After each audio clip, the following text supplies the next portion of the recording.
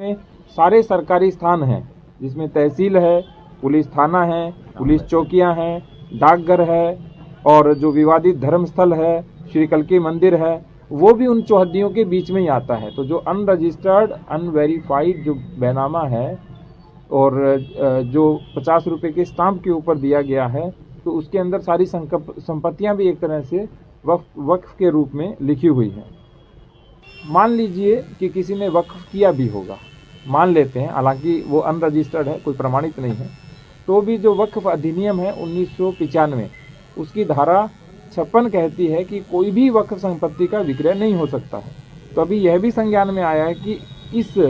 के आधार पे कोई हमारे यहाँ कोई रजिस्ट्री नहीं हुई, लेकिन मौखिक रूप से और एग्रीमेंट के आधार पे खूब सारी संपत्तियों का क्रय विक्रय भी हो रहा है। तो जो कमेटी की रिपोर्ट है एसडीएम, सीओ और ईओ की, उन्होंने प्रथम दृष्टया संपत्ति क्रमांक संख्या 1 से 20 तक की सारी जो चौहद्दियां हैं,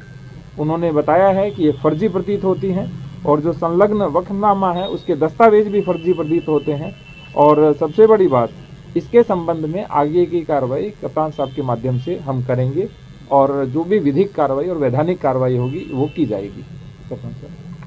कागजात हैं उनका परिशीलन करने पे तो ये पाया जाता है कि जिस कोतवाली में आप बैठे हैं ये भी जो 1905 या 1906 में बनी है, ये भी एक वक्फ प्रॉपर्टी है। और इस तरीके के जो कागजात प्रस्तुत किए गए हैं, जितने भी वक्फ प्रॉपर्टी के कागजात हैं, उन सबको वेरिफिकेशन करवाया जाएगा उनका। जिसमें सेक्शन 56 है वक्फ एक्ट 1995 का, उसका जो वायलेशन हुआ है उन सबका भी वेरिफिकेशन कराया जाएगा।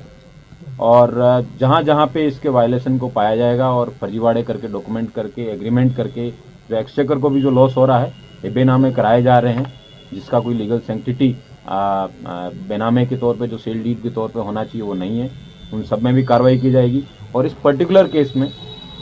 जो रिपोर्ट एसडीएम, सीओ और ईओ ने दी है, उसके आधार पे एक अभियोग पंजीकृत किया जाएगा और आगे की विधिक कार्रवाई सुनिश्चित की जाएगी।